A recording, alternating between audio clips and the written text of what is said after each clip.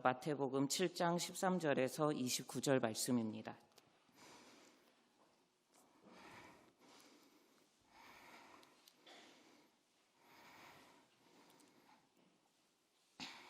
네, 제가 한 절 봉독하고 여러분들이 한 절 봉독해 주시면 되겠습니다. 좁은 문으로 들어가라. 멸망으로 인도하는 문은 크고 그 길이 넓어 그리로 들어가는 자가 많고 생명으로 인도하는 문은 좁고 길이 협착하여 찾는 자가 적음이라. 거짓 선지자들을 삼가라. 양의 옷을 입고 너희에게 나아오나 속에는 노략질하는 일이라. 그들의 열매로 그들을 알지니 가시나무에서 포도를 또는 엉겅퀴에서 무화과를 따겠느냐. 이와 같이 좋은 나무마다 아름다운 열매를 맺고 못된 나무가 나쁜 열매를 맺나니 좋은 나무가 나쁜 열매를 맺을 수 없고 못된 나무가 아름다운 열매를 맺을 수 없느니라. 아름다운 열매를 맺지 아니하는 나무마다 찍혀 불에 던져지느니라. 이러므로 그들의 열매로 그들을 알리라. 나더러 주여 주여 하는 자마다 다 천국에 들어갈 것이 아니요 다만 하늘에 계신 내 아버지의 뜻대로 행하는 자라야 들어가리라. 그날에 많은 사람이 나더러 이르되 주여 주여 우리가 주의 이름으로 선지자 노릇하며 주의 이름으로 귀신을 쫓아내며 주의 이름으로 많은 권능을 행하지 아니하였나이까 하리니. 그때 내가 그들에게 밝히 말하되 내가 너희를 도무지 알지 못하니 불법을 행하는 자들아 내게서 떠나가라 하리라. 그러므로 누구든지 나의 이 말을 듣고 행하는 자는 그 집을 반석 위에 지은 지혜로운 사람 같으리니. 비가 내리고 창수가 나고 바람이 불어 그 집에 부딪히되 무너지지 아니하나니 이는 주추를 반석 위에 놓은 까닭이요. 나의 이 말을 듣고 행하지 아니하는 자는 그 집을 모래 위에 지은 어리석은 사람 같으리니. 비가 내리고 창수가 나고 바람이 불어 그 집에 부딪힘에 무너져 그 무너짐이 심하니라. 예수께서 이 말씀을 마치심에 무리들이 그의 가르침에 놀라니. 마지막 절 함께 읽겠습니다. 이는 그 가르치시는 것이 권위 있는 자와 같고 그들의 서기관들과 같이 아니함일러라. 아멘. 제가 잠시 시작하며 봉헌기도 하고 말씀을 나누도록 하겠습니다. 하나님께서 주신 이 말씀을 또 주님의 자녀들에게 잘 교육하고 이 예배를 통해 찬양과 기도로 또 영상으로 간증으로 하나님께 영광 올려드리게 하시니 감사합니다. 주님의 자녀들이 지식으로 체험으로 습득한 내용을 가지고 주님의 자랑스러운 자녀로 이 땅에서 살아가도록 함께하여 주시옵소서. 하나님, 우리가 하나님 앞에 빈손으로 나오지 않고 정성으로 준비한 헌금을 주님 앞에 드립니다. 우리의 마음과 정성을 기뻐 받으시고 우리의 인생이 주님의 가장 신령하고 복된 것으로 넉넉히 채워지게 하여 주시옵소서. 이제 하나님께서 주신 거룩한 말씀을 나눕니다. 이 시간 사모하여 모인 우리가 말씀을 받을 때 아름다운 열매를 맺게 하시는 하나님의 은혜를 경험하게 하여 주시옵소서. 예수님의 이름으로 기도합니다. 아름다운 열매라는 제목으로 말씀을 나누도록 하겠습니다. 먼저 교리학교에 대해서 잠시 PPT를 띄워주시면 제가 잠시 간단하게 다시 설명을 해드리도록 하겠습니다. 우리 교회는 처음으로 어린이들을 위해서 교리학교를 진행했습니다. 10월 14일부터 4주 동안은 이제 토요일마다 이론 수업을 진행했습니다. 그리고 마지막 11월 11일에는 필그림 하우스에 있는 철로역정 순례길 체험을 했습니다. 이렇게 처음 선보인 어린이 교리학교인 만큼 어린이들과 학부모님들의 참가 의지도 대단했습니다. 네, 물론 부모님이 아까 전에 들어보니까 많이 제안을 해주신 것 같지만 우리 어린이들도 참석을 딱 시작하자마자 열정을 가지고 참석하는 것을 우리는 확인할 수 있었습니다. 교리학교에 해당하는 이 각 부서는 8월 27일에 주일 오후 2시부터 문자 메시지로 신청을 받았습니다. 그리고 신청 시간이 되자마자 이제 각 부서에 공지된 핸드폰으로 문자 메시지가 도착하기 시작했습니다. 그렇게 단 몇 분 만에 정원의 99%가 마감이 되었습니다. 그래서 결국 몇몇 아이들은 내년 교리학교를 기다려야만 하게 되었습니다. 어떤 분은 교리학교를 신청하기 위해서 문자 메시지를 예약 메시지를 설정해 놓고 그걸로 이렇게 신청하신 분도 계십니다. 여러분들도 이렇게 첨단 기능을 적극적으로 활용하셔서 내년에도 편하게 교리학교를 신청해 주시기 바랍니다. 이제 다시 돌아와서 저희는 교리학교에서 성부, 성자, 성령 하나님과 또 성경에 대해서 배웠습니다. 먼저 한 주제에 대해서 이론 강의를 했고요. 그리고 활동을 통해서 수업 내용을 복습하는 시간을 가졌습니다. 강의는 목사님과 전도사님들이 잘 준비해 주셨습니다. 이제 저를 제외하고 워낙 준비가 다 잘 되어 있으신 사역자들이셔서 강의를 듣는 저도 많이 배우고 감동이 되었습니다. 이렇게 강의 후에는 활동을 통해서 배운 이론을 어린이들이 몸으로 습득할 수 있도록 했습니다. 이를 위해서 섬겨주시는 선생님들이 머리를 싸매며 활동을 준비해 주셨습니다. 이게 쉬워 보이지만 결코 쉬운 일이 아닙니다. 아이들을 위해서 오리고 붙이고 꿰매고 만든 이 교구를 활용해서 쉽고 재미있게 교리를 익히도록 했습니다. 그리고 마지막으로 견학을 떠났습니다. 가평 필그림하우스에는 철로역정 순례길이 있습니다.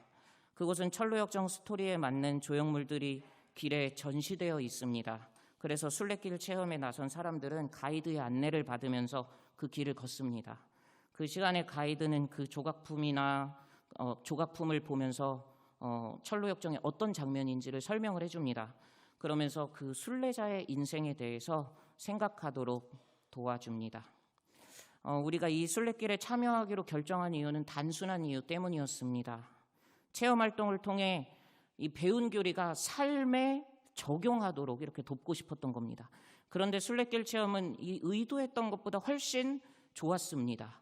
순례자의 길을 걸으면서 천국에 가기 전까지 이 땅에서 살아야 하는 성도의 삶에 대해서 엿볼 수 있었습니다. 그리고 우리가 배운 교리 이론의 의미는 우리가 이 땅에서 순례자의 삶을 살 때 더 그 의미가 명확해진다는 것을 깨닫게 되었습니다. 이렇게 견학을 마지막으로 교리학교를 무사히 마쳤습니다. 좋은 교육기회 허락해 주신 하나님께 먼저 가장 큰 감사드립니다. 또한 교리학교를 위해 물질과 기도로 후원해 주신 담임 목사님, 당회, 교육위원회, 또 우리 선생님들 그리고 온 성도님들께 감사드립니다. 하나님께 감사의 박수 먼저 올려드리겠습니다.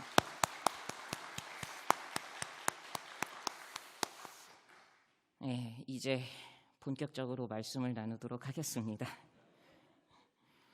마태복음은 이제 1장부터 예수님께서 다윗의 자손, 바로 왕의 자손임을 이 족보를 통해서 증명하면서 마태복음이 시작합니다. 그리고 그 예수님의 길을 예비하기 위해서 등장한 세례 요한은 천국이 왔으니 회개하라고 외칩니다. 이후에 예수님은 그 세례 요한에게 세례를 받으셨습니다. 그리고 그때 예수님께서 바로 하나님의 아들이심이 하나님을 통해서 드러납니다. 그 장면이 마태복음 3장 17절에 기록되어 있습니다. 하늘로부터 소리가 있어 말씀하시되 이는 내 사랑하는 아들이요 내 기뻐하는 자라 하시니라. 그리고 예수님께서는 광야에서 시험을 받으십니다. 그리고 모든 시험을 이기시고 광야에서 나오셔서 천국 복음을 전파하여 주십니다. 또한 예수님께서는 예수님께 찾아온 모든 병자들을 다 고치십니다. 그것을 보고 들은 사람들이 더 많이 예수님께 모이기 시작했습니다. 그래서 예수님은 산으로 오르셨습니다. 그리고 그곳에서 우리 오늘 말씀 산상수훈의 말씀을 설교해 주십니다. 이때 가르치신 모든 내용은 다 이 땅에 천국의 통치가 임했다라는 내용입니다. 마지막으로 예수님께서는 이 설교의 마지막에서 천국에 가는 방법을 알려주십니다. 그리고 설교를 마치시자 사람들은 이렇게 반응합니다. 본문 28절 29절 말씀입니다. 예수께서 이 말씀을 마치심에 무리들이 그의 가르침에 놀라니 이는 그 가르치는 것이 권위 있는 자와 같고 그들의 서기관들과 같지 아니함일러라. 예수님의 설교를 들은 사람들은 이 산상수훈 설교를 들은 사람들은 모두 그 가르침에 놀랍니다. 왜냐하면 예수님의 가르치는 것이 권위 있는 자와 같고 서기관들과 달랐기 때문입니다. 그럼 예수님의 가르침이 도대체 어떠했길래 이렇게 사람들이 놀랐던 것일까요? 오늘 읽은 구절은 예수님께서 하신 설교, 이 산상수훈의 마지막 부분입니다. 마지막 부분으로 천국 가는 방법을 알려주시는 그 장면인데요. 예수님께서 설교를 정리하시면서 무리들에게 좁은 문으로 들어가라 이렇게 말씀하십니다. 13절 14절 말씀입니다. 좁은 문으로 들어가라. 멸망으로 인도하는 문은 크고 그 길이 넓어 그리로 들어가는 자가 많고 생명으로 인도하는 문은 좁고 길이 협착하여 찾는 자가 적음이라. 예수님께서는 좁은 문으로 들어가는 자가 적다고 말씀하십니다. 그리고 그 이유를 15절에 이어서 말씀하십니다. 거짓 선지자들을 삼가라. 양의 옷을 입고 너희에게 나아오나 속에는 노략질하는 일이라. 그 이유는 바로 거짓 선지자 때문이라는 겁니다. 거짓 선지자 때문에 좁은 문으로 들어오는 자가 적다는 겁니다. 이 장면을 읽는 이 유대 독자들은 자신들의 그 긴 역사를 떠올릴 수 있었습니다. 그 역사가 무엇인지 예레미야 23장 말씀을 제가 읽어드리겠습니다. 내가 예루살렘 선지자들 가운데도 가증한 일을 보았나니 그들은 간음을 행하며 거짓을 말하며 악을 행하는 자의 손을 강하게 하여 사람으로 그 악에서 돌이킴이 없게 하였은즉. 하나님께서는 남유다의 죄악을 말씀하시면서 거짓 선지자들에 대해서 경고하십니다. 그 거짓 선지자들은 백성들을 미혹하면서 거짓말을 했습니다. 백성들은 너희는 너무 잘하고 있어, 이렇게만 신앙생활하면 돼 라고 거짓말을 하고 있는 겁니다. 그러면서 하나님은 백성을 결코 심판하지 않을 거라고 이야기합니다. 그런데 이 거짓말을 안타깝게도 백성들은 속아 넘어갑니다. 백성들은 자신들의 잘못을 깨닫지 못했습니다. 그리고 회개의 기회를 놓치고 결국 남유다는 멸망하게 된 것입니다. 이렇게 이스라엘 백성들은 거짓 선지자들에 의해서 나라를 잃은 역사가 있는 사람들입니다. 그런데 그들은 아직도 거짓 선지자들을 분별하는 지혜가 없습니다. 그들은 거짓 선지자들의 말을 듣고 그들을 따랐습니다. 그리고 계속 그들을 따른다면 백성들은 또다시 망할 수밖에 없을 겁니다. 그래서 예수님께서는 그 거짓 선지자가 도대체 누군지 알려주십니다. 15절 16절 말씀입니다. 거짓 선지자들을 삼가라. 양의 옷을 입고 너희에게 나아오나 속에는 노략질하는 일이라. 그들의 열매로 그들을 알지니 가시나무에서 포도를 또는 엉겅퀴에서 무화과를 따겠느냐. 거짓 선지자들은 바로 양의 탈을 쓴 늑대입니다. 그들은 앞에서는 사람들에게 선한 것처럼 행동합니다. 그러나 사실 그 속에는 악한 마음을 품고 있는 자들입니다. 이렇게 말씀하신 예수님은 또 이어서 이렇게 말씀하십니다. 17절 20절 말씀입니다. 이와 같이 좋은 나무마다 아름다운 열매를 맺고 못된 나무가 나쁜 열매를 맺나니 좋은 나무가 나쁜 열매를 맺을 수 없고 못된 나무가 아름다운 열매를 맺을 수 없느니라. 아름다운 열매를 맺지 아니하는 나무마다 찍혀 불에 던져지느니라. 이러므로 그들의 열매로 그들을 알리라. 포도나무는 포도 열매를 맺지만 사과나무는 포도 열매를 맺을 수 없습니다. 마찬가지로 좋은 나무는 아름다운 열매를 맺고 나쁜 나무는 이 아름다운 열매를 맺을 수 없습니다. 이런 원리에 의해서 우리는 어떤 그 선지자가 맺은 그 열매를 통해 그 사람이 거짓 선지자인지 아니면 진짜 선지자인지 분별할 수 있는 겁니다. 그런데 이것은 나 스스로에게 적용할 수도 있습니다. 내가 하나님 앞에서 좋은 사람인지 그렇지 않은 사람인지 알기 위해서는 나의 행실을 점검하면 됩니다. 내가 기도하는지 헌금하는지 주일 성수하는지 보면 된다는 겁니다. 그런데 곰곰이 생각해 본다면 우리가 기도하고 헌금하고 주일 성수한다면 우리는 좋은 열매를 아름다운 열매를 맺는 사람일까요? 우리가 봉사하고 양보하고 전도한다면 우리는 아름다운 열매를 맺는 사람일까요? 사실 이 행실이 좋은 사람은 더 위험한 사람일 수 있습니다. 우리는 내 행실이 좋기 때문에 내가 좋은 사람으로 착각할 수 있기 때문입니다. 우리는 외부에서 나를 공격하는 늑대뿐 아니라 내 내면에서 나를 공격하는 늑대와도 맞서 싸워야 한다는 겁니다. 내 내면에서 나를 공격하는 이 늑대에 속아서 내가 좋은 사람이라는 것으로 생각하며 그 착각 속에 살다가 회개의 기회를 놓친다면 우리 또한 이스라엘 백성들처럼 멸망할 수밖에 없을 겁니다. 그렇기 때문에 예수님께서는 이런 말씀을 해주십니다. 21절부터 23절 말씀입니다. 나더러 주여 주여 하는 자마다 다 천국에 들어갈 것이 아니요 다만 하늘에 계신 내 아버지의 뜻대로 행하는 자라야 들어가리라. 그날에 많은 사람이 나더러 이르되 주여 주여 우리가 주의 이름으로 선지자 노릇하며 주의 이름으로 귀신을 쫓아내며 주의 이름으로 많은 권능을 행하지 아니하였나이까 하리니 그때 내가 그들에게 밝히 말하되 내가 너희를 도무지 알지 못하니 불법을 행하는 자들아 내게서 떠나가라 하리라. 지금 예수님 앞에는 예수님의 이적을 보고 모여든 많은 무리들이 있습니다. 지금 그 무리들을 향해서 예수님이 주여 주여 하는 자마다 천국에 들어가는 것이 아니라고 말씀하고 계시는 겁니다. 예수님은 심지어 예수님의 이름으로 귀신을 쫓고 권능을 행한 사람도 심판을 받을 수 있다고 말씀하십니다. 그리고 이제 드디어 예수님께서 그 천국 가는 방법을 알려주십니다. 바로 하늘에 계신 내 아버지의 뜻대로 행하는 자가 천국에 들어갈 수 있다는 겁니다. 그렇다면 그 하늘에 계신 내 아버지의 뜻, 그것을 어떻게 알 수 있을까요? 24절에서 27절 말씀입니다. 그러므로 누구든지 나의 이 말을 듣고 행하는 자는 그 집을 반석 위에 지은 지혜로운 사람 같으리니 비가 내리고 창수가 나고 바람이 불어 그 집에 부딪히되 무너지지 아니하나니 이는 주추를 반석 위에 놓은 까닭이요 나의 이 말을 듣고 행하지 아니하는 자는 그 집을 모래 위에 지은 어리석은 사람 같으리니 비가 내리고 창수가 나고 바람이 불어 그 집에 부딪힘에 무너져 그 무너짐이 심하니라.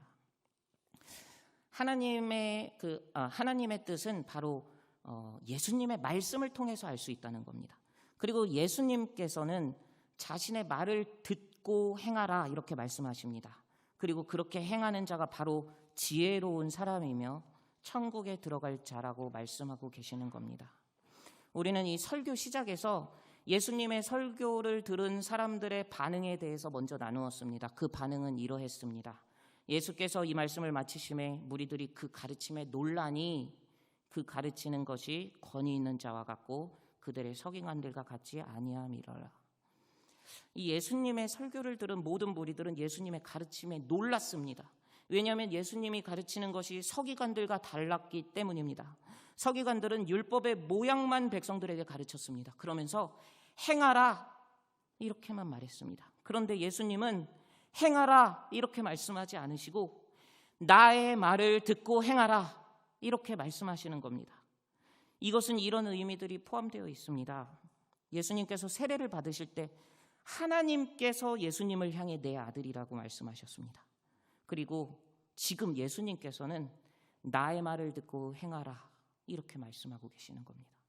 지금 이제 예수님은 자신이 바로 하나님의 아들이심을 스스로 선포하고 계시는 겁니다. 그리고 동시에 율법을 행하는 데만 전전긍긍하지 말고 주여 주여만 하지 말고 봉사하는 데만 헌금하는 데만 예배 참석하고 전도하고 착한 행실을 하는 데만 전전긍긍하지 말고 이 행실의 참 이유를 생각해라 이렇게 말씀하고 계시는 겁니다. 교리학교에서 10월 14일부터 총 5주간 어린이 교리학교를 진행했습니다. 마지막 날 순례길 체험을 한 이유도 그렇지만 그 교리학교의 목적은 아이들이 그저 주여 주여 하는 자가 되게 하려 함이 아닙니다. 아이들이 봉사하고 착한 일하고 성경 잘 읽게 하려는 것이 아닙니다. 교리를 배워서 율법대로 살다가 지옥에 간다면 그것이 무슨 의미가 있겠습니까?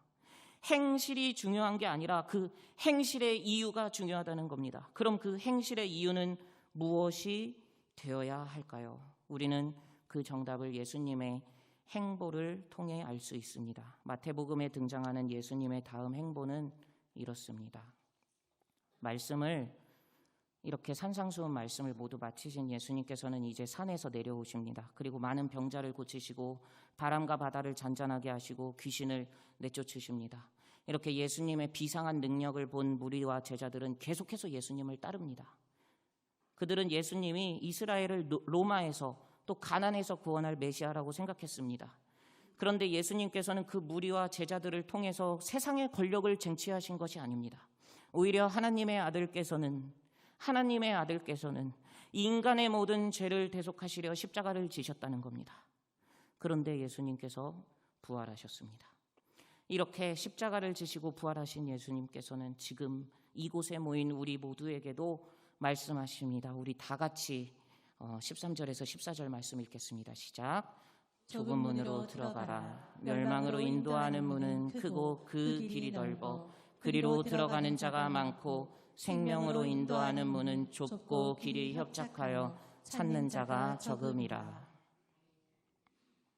예수님께서는 예수님이 먼저 걸어가신 그 길, 좁고 협착한 그 길로 우리에게 오라고 말씀하십니다. 그리고 우리가 그 좁은 문으로 들어가는 순간 우리 앞에는 우리 아이들이 철로역정을 통해서 만났던 그 좁고 협착한 순례자의 길이 펼쳐집니다. 그럼 그 순례자의 길을 걸을 때 우리가 알 수 있는 것은 무엇일까요? 제가 철로역정에 등장하는 이 순례자의 길을 가이드의 안내를 들으면서 걸을 때 느낀 것이 있다고 말씀드렸습니다. 아까 말씀드렸지만 그것은 바로 우리가 배운 교리의 의미는 우리가 이 땅에서 순례자의 삶을 살아낼 때 더 명확히 드러난다는 겁니다. 그리고 명확히 드러난 그 의미가 무엇인지 아십니까? 바로 은혜입니다. 순례길을 방해하는 늑대가 때로 우리에게 몰려와도 우리의 생명을 해할 수 없는 이유는 바로 하나님의 은혜라는 겁니다. 그래서 이 하나님의 은혜는 우리 모든 행실에, 우리 모든 행동의 이유가 됩니다. 우리는 하나님의 은혜 때문에 예배합니다. 하나님의 은혜 때문에 헌금합니다. 하나님의 은혜 때문에 봉사합니다. 하나님의 은혜 때문에 선교하고 전도합니다. 우리는 하나님의 은혜 때문에 행동합니다. 그리고 이런 우리가 바로 예수님의 말을 듣고 행하여 아름다운 열매를 맺는 사람들입니다. 하나님의 은혜로 이미 임한 이 천국에서 아름다운 열매를 맺으며 사는 저와 여러분 되길 소망합니다.